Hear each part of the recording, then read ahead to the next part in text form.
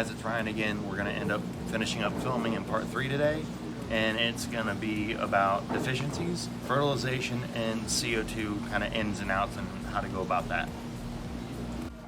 So we have our fertilizers here. Why do we have them? Plants need them to live and eat and get their food, much like we need nutrients. We can talk about deficiencies and how to read them. First off is going to be like your nitrogen, potassium, and phosphate. Your nitrogen, you're going to see kind of the older leaves are going to start falling off. They're going to start yellowing. All the old growth is going to end up kind of withering away. With that, you can potentially mix up nitrogen deficiencies with some other things. When you're first kind of reading the plants and how to figure that out, the easiest way to kind of get rid of that aspect of it is just test your water once a week and dose according to what you have in the tank, obviously, and you won't have that issue anymore. Your other one, your potassium, you're going to see the leaves will be veiny. You'll see yellowing on the edges of the leaves, the pointed end, not so much the stem base of the leaf. And then like your phosphates, you'll notice because you see that little speckly green algae, dust algae is what I know it as, and you will see that on the glass, you will see that on the leaf, and it'll take something red and turn it green. It'll take something green and turn it into a very dark green. Kind of hard to miss it when you see that.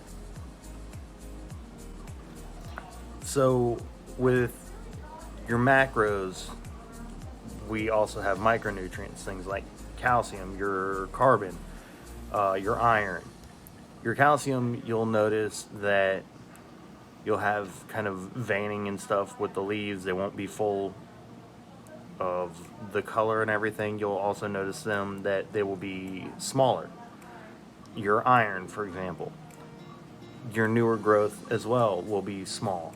It will not be colored. If you have something like a triple red or an Althanera renekii, your rotundifolias that are going to get those orange and red tops, they won't have that. They'll just end up going green. Then you have things like magnesium.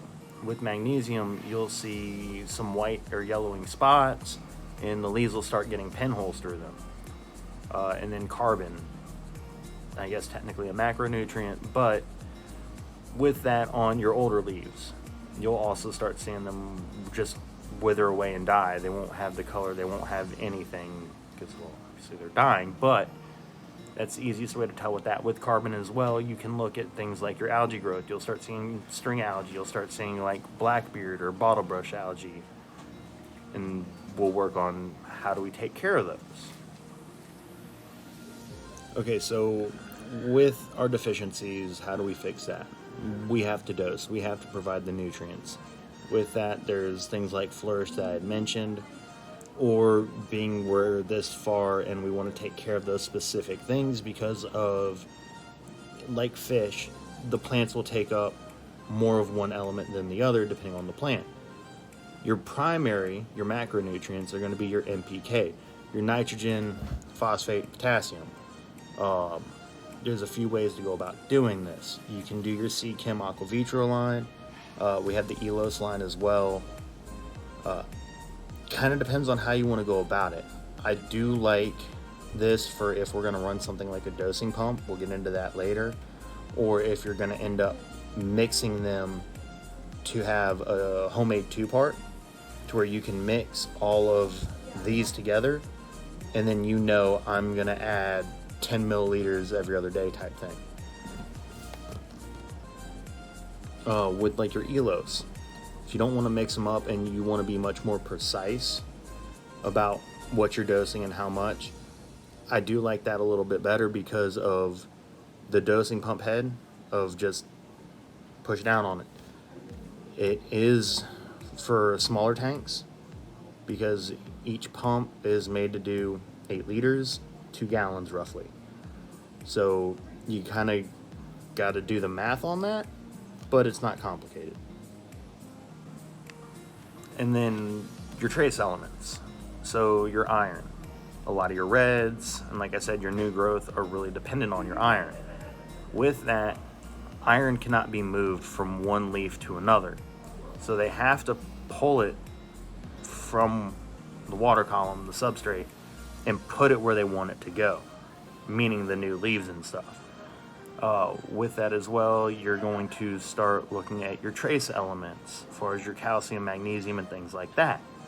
You have your part 5 in the elos. You also have that with Seachem.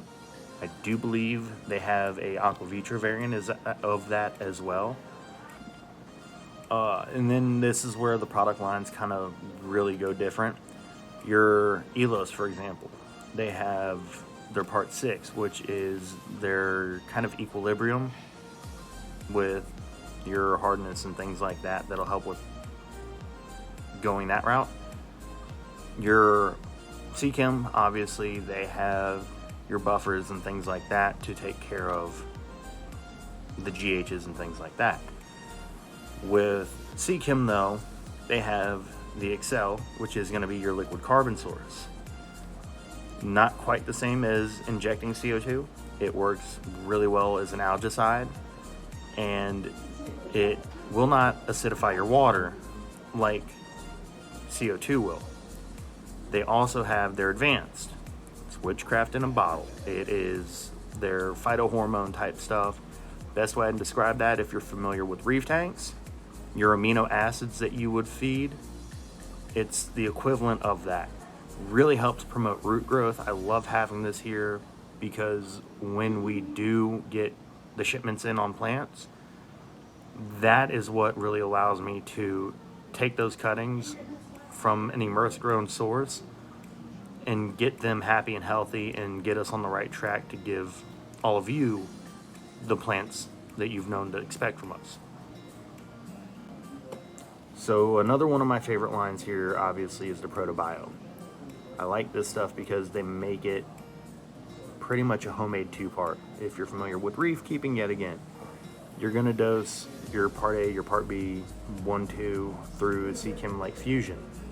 Protobio does that. You have your macros, you have your micros, and then you also have your carbon, which is the equivalent of obviously Flourish Excel. Really easy to use. Cool part about these is they have nifty little charts on how much you need to dose for how big your tank is, and if you're a child of the 90s, you get the nifty little NyQuil amoxicillin style dosing cup to tell you how much you need to put and where. So if you don't want to remember any of that, you do have the Sencha dosers. Excellent product to where you can set them up. They're not terribly complicated on how to use, other than just figuring out how to get them to connect to your Wi-Fi and zeroing them out, calibrating. You do that, it's simple. So you calibrate them, you get you connected to your Wi-Fi.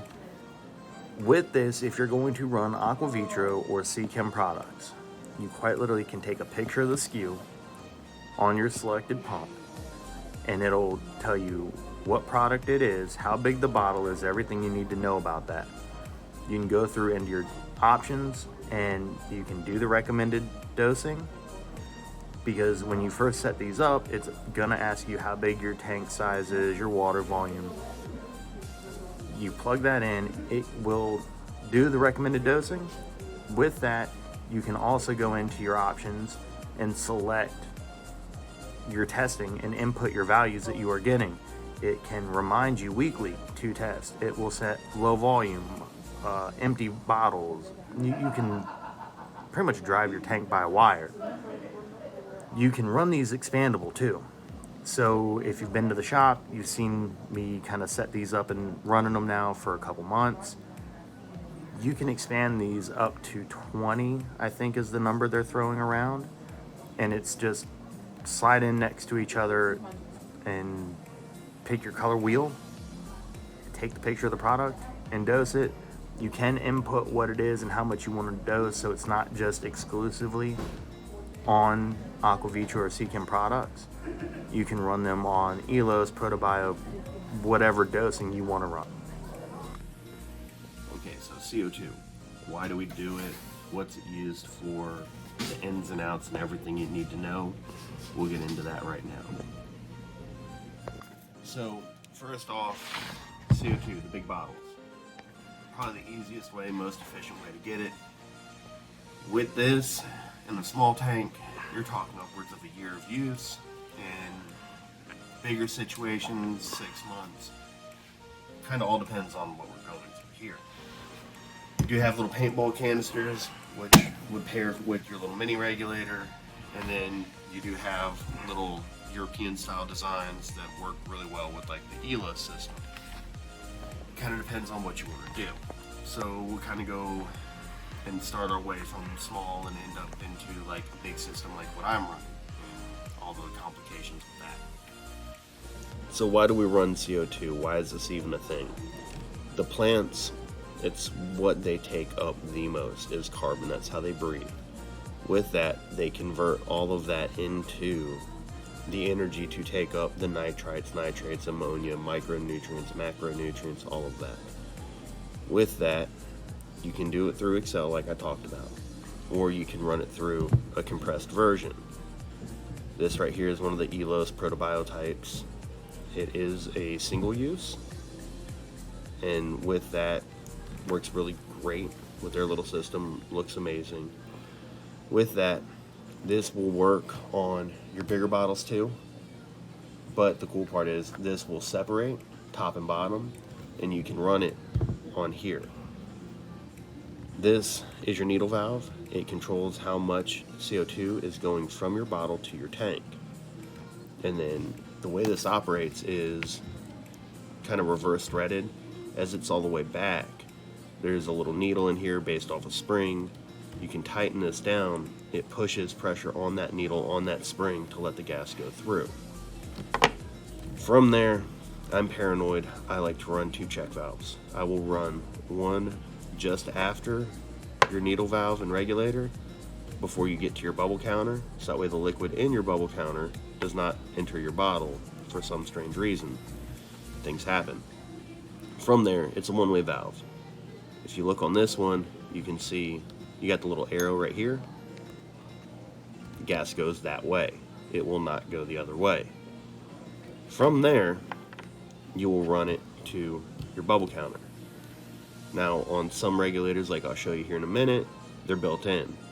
Others are standalone like this. You can fill this up with water. You can use mineral oil. So, CO2 is acidic. With that, you can cause the water to evaporate in here and go into your tank and just kind of magically disappear over time. It happens, it's annoying. You can use mineral oil, it's thicker, it won't go anywhere.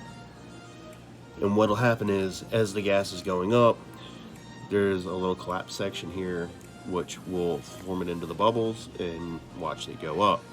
Starting out, you generally aim for a bubble every 1 to 3 seconds, depending on what we're trying to do. So, we know how much CO2 is going in there, but how do we know we have the proper amount for the tank? How do we know that we're right and we don't have to run more kind of bubbles per second? That's where things like this come in. It is a pH checker, drop checker type thing. You will fill this up with a solution, and the solution will count the pH drop. From there, it can correlate into roughly how many parts per million of CO2 you're running. Ideally, we're going to be looking for somewhere around 30 parts per million is this supposed magic number. And this will tell you. It'll go from a blue to where it's normal, there's not enough in there. It'll go to a green and then to a yellow. The green is where we want to be. The yellow is, hey, you got a little too much CO2, you're going to start suffocating stuff. You're going to want to back it down. That's where we go back to this, kind of release the pressure on it, we're good to go. But in order for this to tell you how much CO2, how much CO2 you have going into your tank, you're going to have this little magical device. From here, CO2 goes in, it will hit this little ceramic diffuser plate. So what this is just one little plate with a bunch of little holes in it. And as this chamber builds up with pressure, it's only got 2 options. Blow up, which obviously would not be good, or force the gas through the pores in here to make the bubbles to go up. With that, you're going to have the diffusion of the gas running up through the water, and as it's hitting the outside of that sphere, it's eroding the CO2 away and putting it into the tank, and then it's going to the top and popping. If it's doing that, we're running too much pressure, we're running too much CO2. We don't want that. We want these little bubbles to kind of float around and spend as much time in that tank to dissolve as much CO2 as they can. It's inevitable. It's just the way this is as far as efficiency. You're going to have stuff that'll make it to the top and pop. Okay, so that was a great setup for something that's in that like 10 to 20 gallon range. Works great. If you have something a little bigger, this is going to be the next way to kind of go up. Typical paintball tank, except instead of the paintball tanks just having a little trader valve in there that takes pressure to release it, on this you'd pop the cap off and you can just kind of turn the dial on opening and closing it. That is just one way to get everything started. Then you come in here to the little UNS mini regulator. This is made for this type of setup. It's made for the CO2 paintball canisters. So with that, this one does have a little assembly required. Screw on your bubble counter. There you go, that's it. So with that, you only have one gauge. That is going to be your pressure. From there, you also have your solenoid, which means this will only run if it has power. So what you would do is you would run this on your timer. Ideally, kind of rough rule of thumb is you want CO2 on an hour, well, a half hour to an hour before your lights are on, and you want it to die and kill the CO2 about a half hour to an hour before your lights go off. So that way it can have that equilibrium and you're not gassing your fish at night to where the plants aren't using the CO2 because your lights are off. From there, you have your main control valve to get everything going. And then from here, you've got that same needle valve I was talking about to where you can adjust everything and control what your flow is going to be. And then it's the same step.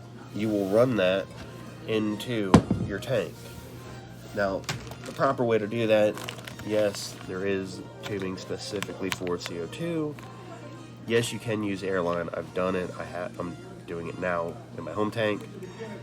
The issue is over time, because CO2 is acidic, it can damage the silicone tubing and everything, and you do lose just a hair of the gas. It's not anything that's paramount importance, but this will save you a whole lot of trouble and heartache. From that, same steps. You would have your bubble counter and your diffuser, whether you want to run something like the little Seachem one that has a built-in bubble counter, or you can come here and run one of my personal favorites, the Aquario Neo. They have a few different types. They have a few different sizes based on how big your tank is and what you need. The difference is the pore size on this is so dense that the bubbles are fine and you don't have the issue like I've found on like Seachem stuff. Sorry, Carl. The pores on that just seem to be a lot bigger, so the diffusion doesn't seem to be as adequate as what it does with this. With these though, you're going to want to soak them for 30 to 45 minutes before you put pressure to them. These do have a operating pressure of about 30 psi. I will show you that on this next bigger one on how we can kind of dial that in. From this too, it's really cool because you'll see the little glass U pieces that will hang on the edge of your tank, so that way you're not bending and kinking tubing, which can cause pressures and issues that way. With this, you can actually put the little silicone tube they give you down in here. You can heat it up and actually bend it to what you need, so that way it's not 6 inches, 8 inches hanging out of your tank. So you can bend it, put it where you want to, you can cut it where you need to. You're good to go with that. It comes with some little test sections so that we are not just going to destroy this, because no one wants to do that. And it has your suction cups on there, which are kind of nice for suction cups.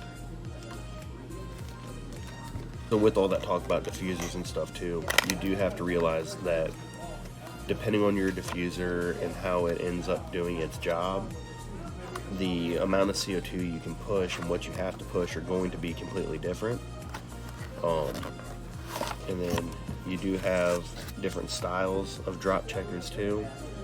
With this, they do sell the solution separate. It does have the nifty little chart I was talking about blue. There's not enough, the yellow is too much. You want to try to be in that sweet spot that's green. And then just a nifty little design. But from there, if you have a big tank and you've come in the store and you've seen my massive 125s and 150s and things that are planted, that's where this thing comes in and can be really helpful. And UNS is kind enough to give you 2 sections for your CO2 to go out. So there's a few ways to go about that. If you have bigger tanks, you can run 2 diffusers. You can actually take off one of the blocks and make it just a single unit. It's expandable pretty much. With that, you heard me talk about 2 gauges. On this, you have your bottle pressure, which tells you how much CO2 you have remaining in your bigger tanks. Then you have your working pressure. How I was talking about, you need about that 30 psi to get the ceramic from the aquarium going. That's where you would dial this in here. And then yet again, it's just your control valve here. You get it up to say 35, 40 psi. You can come over here to your bubble counter and then adjust your flow that you need. And then from there, it'll follow all the same steps. It'll go through your check valves, your bubble counter. If you want to run a redundant one, it'll go through a second check valve after that bubble counter, should you choose. And then it'll go through your diffuser and do its thing in the tank like it needs to do. You can look at running reactors. Those get into a little more complicated situation to where you're going to be running this into your reactor. Your reactor is going to be hooked up to either a secondary pump. Your canister filter is the more than likely kind of common way to go about it. And what that's doing is it's forcing water down past the CO2. CO2 is a gas, it's going to like to float on top. So as your water is forcing through that, it's got an intake on the bottom. It's making that gas that's there fully dissolve into it, get picked up, and then get thrown into the tank that way. But you're kind of talking about fractions of a percent as far as efficiency. It's just a matter of, do the bubbles in the tank annoy you? Do you think they look ugly? And how efficient do you want to do this? I mean, if you're wanting one of these bottles to last you a year or two, I'm sure you could do it. The reactor would be the most efficient way to go about that. It is a little bit more money. Trying to locate one's a little bit of an annoyance, but it is an option for you. So that wraps up the kind of everything we need to know about plants in a rough kind of go about. But as we're wrapping up, kind of was looking at this. I'm running CO2 on this. I'm running a higher light. I'm kind of making everything fat and happy here. And if you look, you can see the bubbles that are kind of rising up. And you can see that on the crypts and the Anubias even, the Hygrophila, heck, even the Java moss for that matter. And what that is called curling. That is, there's so much nutrients, there's so much CO2 and everything that is in there that the plants are actually giving off in a visual representation of the oxygen. So I was talking about CO2 with, as the bubbles are going up and they're hitting the water and dissolving the carbon into the water, it's the exact same thing except it's with the oxygen. So just kind of one last tidbit. Hope you guys enjoyed, and thank you for watching.